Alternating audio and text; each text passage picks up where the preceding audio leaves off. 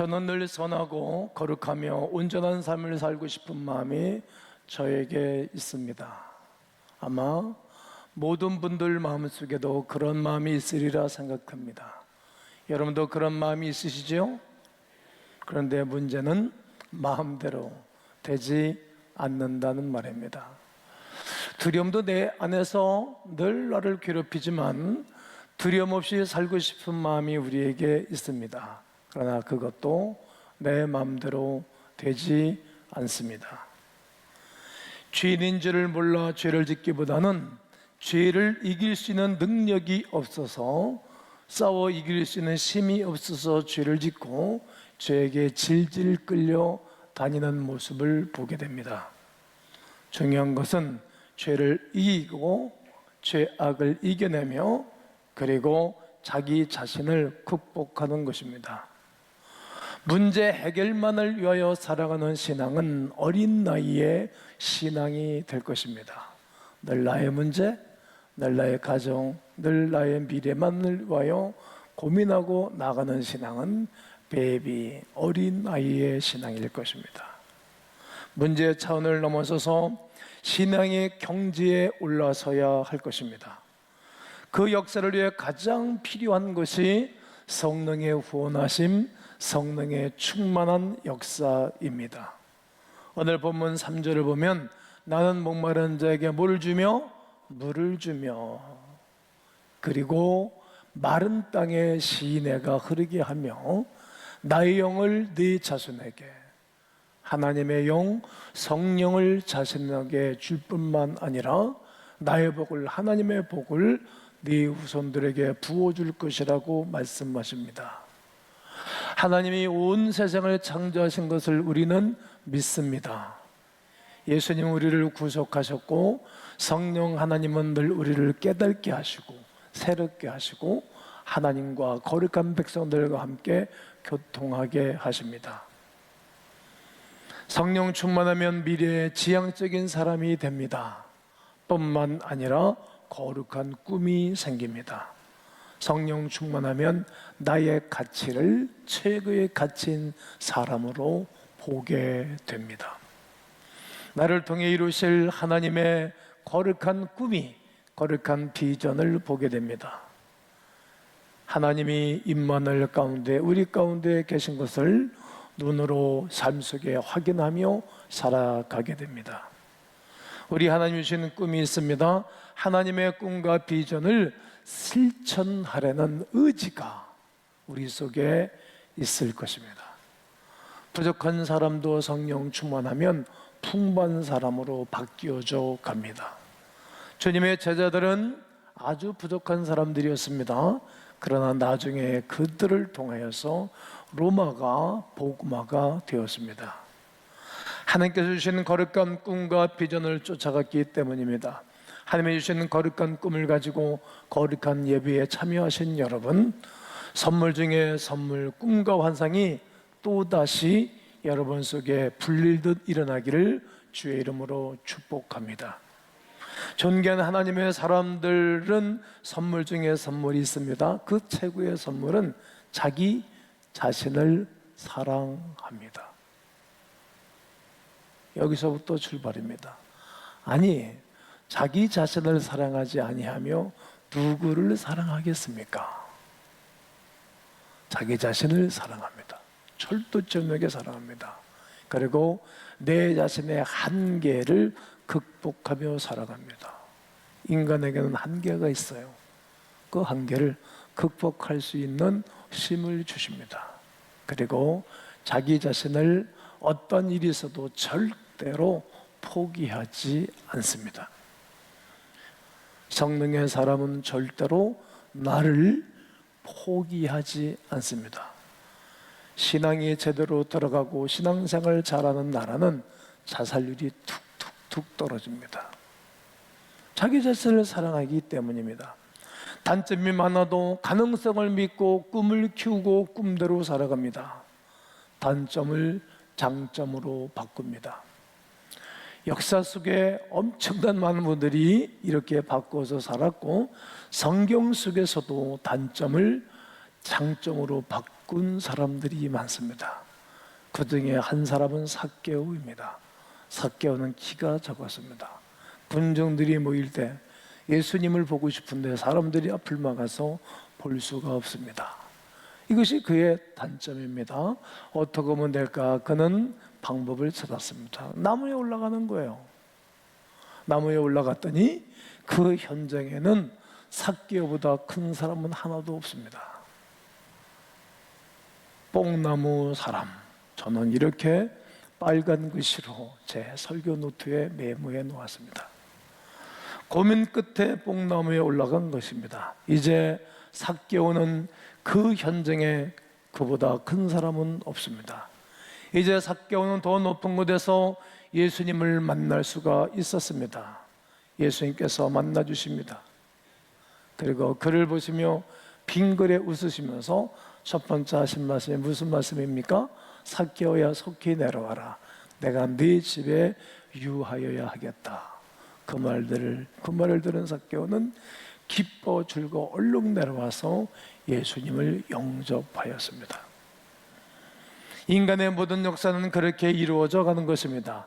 내 자신을 존귀한 자로 생각할 때입니다. 사랑하는 성도 여러분, 그러니 내 자신을 극복하고 역사를 만들어 보십시오. 스스로 무너지지 마십시오. 뿐만 아니라 나는 존귀한 자이기에 나를 학대할 수 없으며 나를 최고의 비싼 몸으로 비치면서 살아야 됩니다. 그러한 존귀한 자의 길은 어떠한 길을 걷습니까? 이러한 길을 반드시 걷습니다. 첫째는 늘 회심합니다.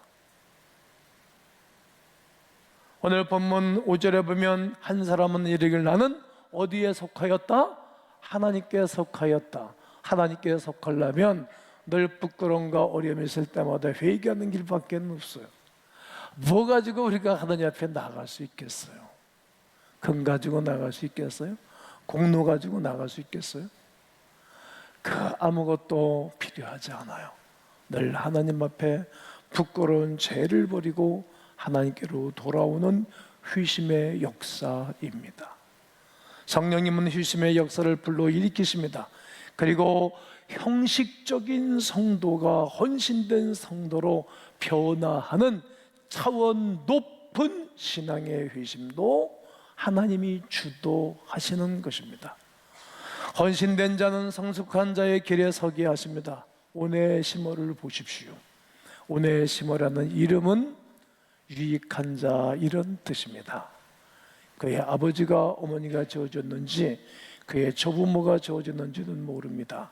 장명가가 지어줬는지도 모르지만 그는 좋은 이름을 가지고 이 땅을 살았습니다. 오네시모 그러면 유익한 자, 유익한 자, 유익한 자 이런 뜻이에요. 근데 그는 시대의 아픔을 갖고 태어나서 그는 부잣집에 명문 가문에 종살이를 합니다. 분명히 유익한 자로 살아가야 되는데 내 환경과 조건에 밀려 종살이 하다가 주인의 금고에 손을 대고 도망 나왔다가 붙잡히는 거예요.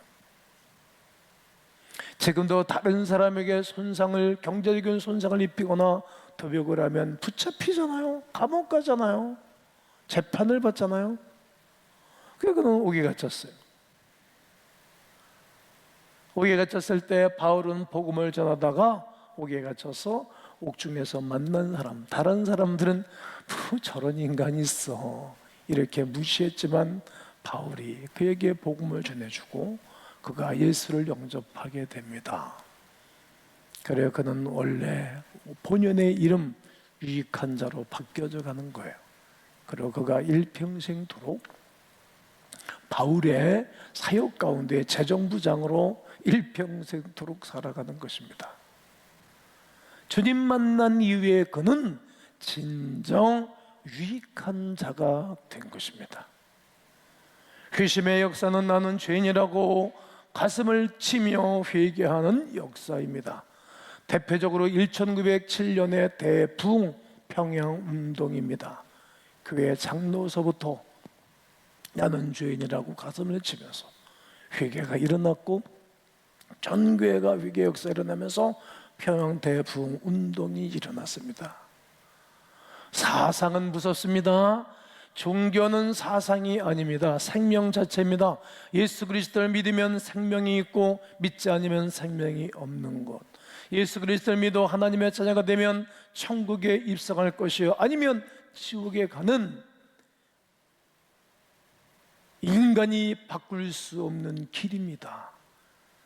그런데 김일성 주체사상 공산주의가 평양을 덮으면서 수없는 교인들을 죽이고 순교를 하게 하고 교회를 다 부숴버렸습니다. 지금도 공산주의 억압과 어려움 가운데 그들이 교회는 가지 못하고 예배는 드리지 못하나 하나님을 믿는 열정적인 교인들이 있습니다.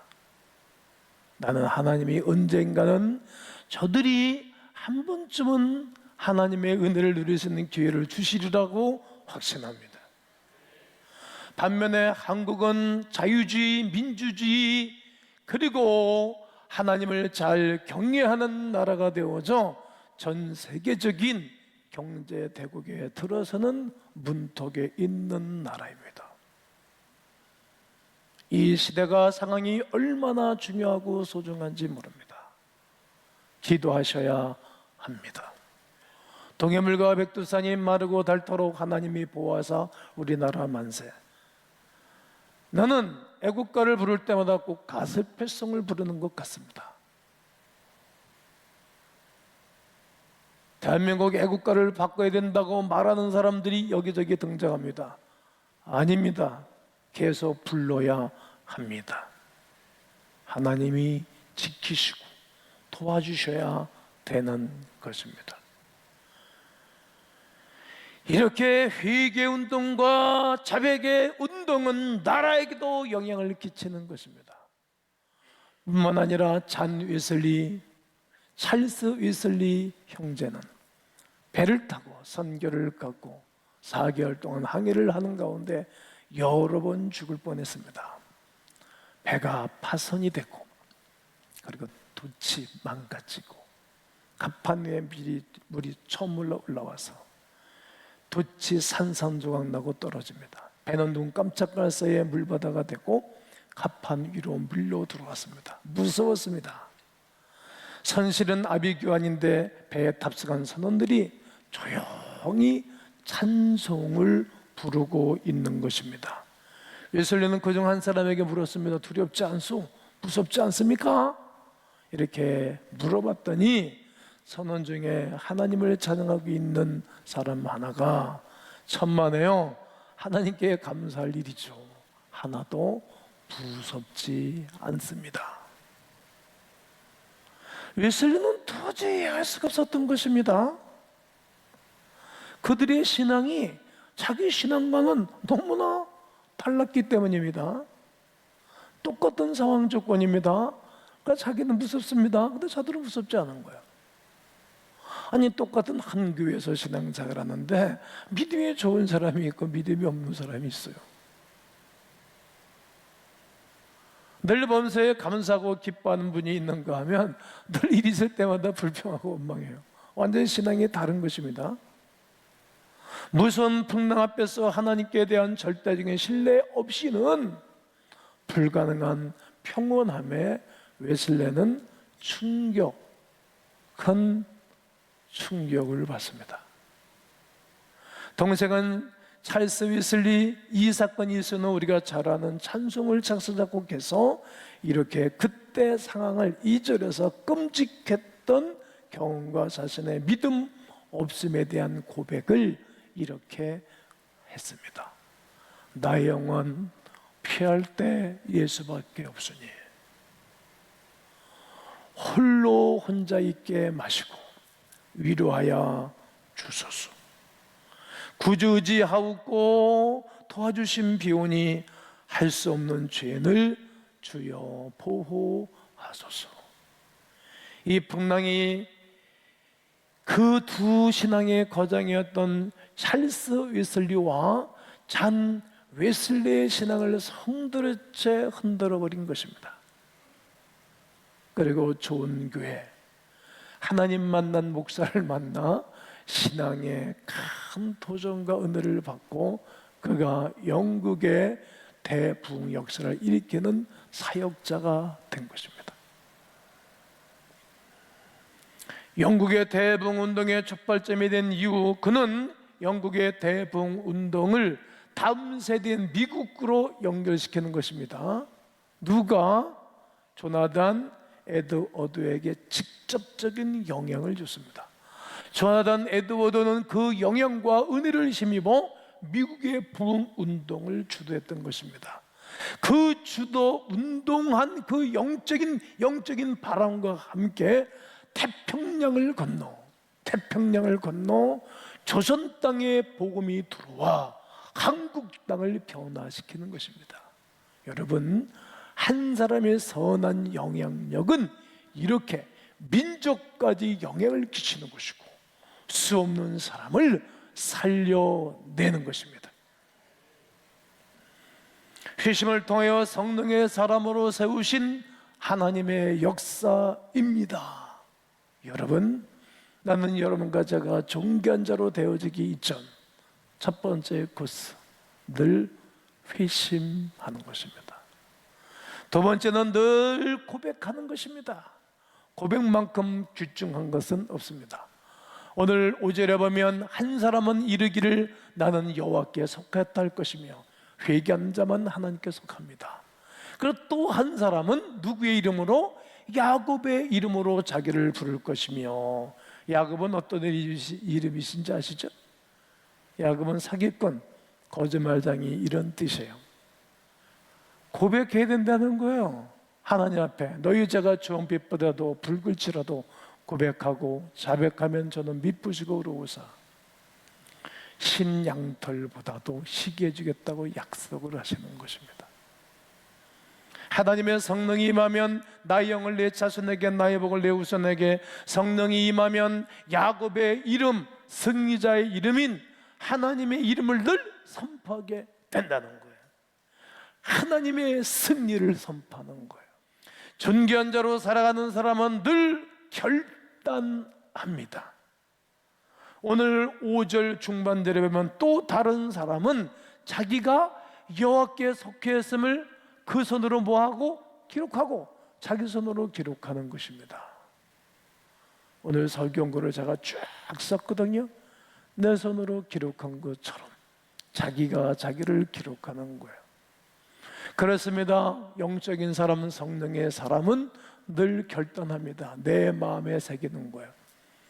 여러분, 다니다가 산이나 해외 가게 되어지면 해외도 가면 아무개 왔다 간다 우리말 아주 창피해서 못 다니겠어요. 제발 다른 나라 가서 돌에다가 여러분 이름 써놓지 마세요. 영어로 써놓으세요. 영어로. 차라리 불어로 써놓든지. 돌판에다가 내 이름을 새겨놔서 말짱 소용이 없어요. 어디다가 세워놓는다? 내 신비에, 말씀에 새겨놓은 거예요. 하나님이 친수로 써준 돌에 베겨준 십자가는 내동댕이에서 깨졌어요. 그러나 우리 심기에 만판에 새겨진 말씀은 영원히 깨지지를 않아요. 내 마음에 서약을 하셔야 합니다. 서약서는 중요합니다. 이렇게 한번 서약했으면 좋겠습니다. 나는 일평생 하나님을 버리지 않을 것입니다. 나는 일평생 하나님의 자녀답게 살 것입니다. 이 결단을 누가 도우시겠습니까? 바로 성령 하나님이 도와주십니다. 서약서를 쓰고 스스로 자기의 마음을 도장 삼아 이 서약서에 도장을 꾹 찔러 누르는 거예요. 저는 청년 때 서약서를 써서 내가 내 마음판에 도장을 찍어놨죠. 목회를 시작하기 전에도 목회를 시작할 때도 늘 서약을 지키려고 애를 씁니다. 그렇게 살도록 그 서약을 자기가 하나님 앞에 자기 자신과 자기 공동체에게 서약한 것을 지키려고 노력하는 것입니다. 그것이 쉽지 않기에 매일같이 또 새로운 결단을 하는 것입니다. 누가 결단을 돕겠습니까? 바로 성령 하나님이 오늘도 또다시 결단하고 서역하고 메모할 수 있는 은혜를 베풀어 주실 것입니다. 그리고 영적 축복을 누리게 됩니다. 오늘 본문 5절에 보면 이스라엘의 이름으로 존귀 여김을 받으리라, 존귀 여김을 받으리라, 오늘 본문 주제이기도 합니다. 여기서 오늘 본문을 붙잡은 것입니다. 누구의 이름으로? 이스라엘의 이름으로. 야곱이 이스라엘의 이름으로 바뀐 것을 우리가 잘 압니다. 두 번째 이름인데 어떻게 바뀐 이름입니까? 따라해 보십시오. 기도하고 바뀐 이름이다. 그렇습니다. 창세기 32장 24절에 야곱이 홀로 남았습니다. 이 상황은 어떤 말씀인 것인가 하면 20년 동안 야곱이 열심히 살았습니다. 낮에는 더위와 싸웠고 밤에는 눌붙일 날이 없었습니다. 이렇게 고백을 하거든요. 그러니까 낮에 다른 사람들이 정오에 졸리고 덥다는 이유로 일을 하지 않았지만 야곱은 일을 한 거예요. 밤에 사람들이 잠을 자는데 낮에는, 밤에는 좀 선선하니까 낮에 못 자고 피곤한데 다른 사람들은 푹 자지만 이 사람은 잠도 제대로 안 자고 일한 거예요. 20년 동안 그가 수고하고 모은 재산은 4명의 아내, 12명의 아들, 또 딸, 그리고 수 없는 재산들이에요. 20년 동안 하여튼 성경대로 우리가 사는 건데 20년 동안 최선을 다하면 하나님이 복을 주세요. 성도에게 거룩한 비전과 열정을 주심으로 내 인생을 바꿔가시는 하나님을 보셔야 합니다. 하나님의 성령에 의하여 영적 축복을 받으면 반드시 거룩한 비전이 생깁니다. 비전은 거룩한 꿈입니다. 하나님을 위해 내가 무엇인가를 찾게 됩니다. 그것을 찾아 나를 통하여 하나님이 이루실 꿈을 갖는 것이 바로 비전입니다. 성도 여러분, 지금은 소유가 적다고 거룩한 꿈도 위축되어 살지 마십시오. 지금은 상황이 어렵다고 거룩한 꿈도 없이 소극적으로 살아가지 마십시오. 나를 사랑하셔서 구원하신 우리 하나님의 사랑이 있습니다. 나를 현재 이 땅에 있게 하신 하나님의 목적이 반드시 있습니다. 성령을 통해 구원받은 말씀이 나에게 있고 하나님의 축복의 약속이 반드시 오늘 여러분과 나에게 있음을 선포하셔야 합니다. 예수님도 나이가 30 됐을 때 다 이 땅에서의 삶을 사셨고 그것 가지고 하나님은 하나님의 일을 할 수 없는 것을 아시기에 이 땅에 6개월 먼저 태어난 그때 당시의 마지막 선지자였던, 인류의 마지막 선지자였던 세례 요한으로 하여금 세례를 받고 물에서 올라오실 때에 하늘이 열리고 하나님의 성령이 비둘기같이 임하는 것이 저희에게 보였습니다. 그리고 하늘로부터 소리가 있어 말씀하시되 이는 내 사랑하는 아들이요 내 기뻐하는 자라, 너희는 저의 말을 들으라고 말씀하셨습니다. 그리고 주님은 공생애가 시작되어져서 결국 인류의 구원을 위하여 십자가에 죽으실 때까지 두려워하거나 걱정하거나 아픈 내색을 함이 아니라 사랑으로 온 인류를 위하여 죽으시는 것입니다. 하나님의 성령의 구원함이 없이는 이 땅을 성자로 살아갈 수 없는 것을 우리의 스승이시며 우리의 주님이시며 아버지이시는 예수님을 통해서도 가르쳐 주시는 것입니다.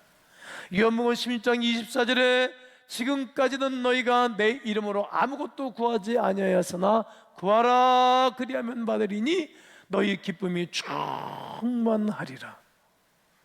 여러분과 저에게는 무한한 가능성이 있습니다. 성령 안에 비전을 품고 그리고 하나님이 나를 존귀한 자로 세우심을 선포하시면서 이 세대를 존귀한 자로 살아가시는 거룩한 은혜가 여러분 모두에게 있게 되기를 주의 이름으로 축원합니다. 축원합니다.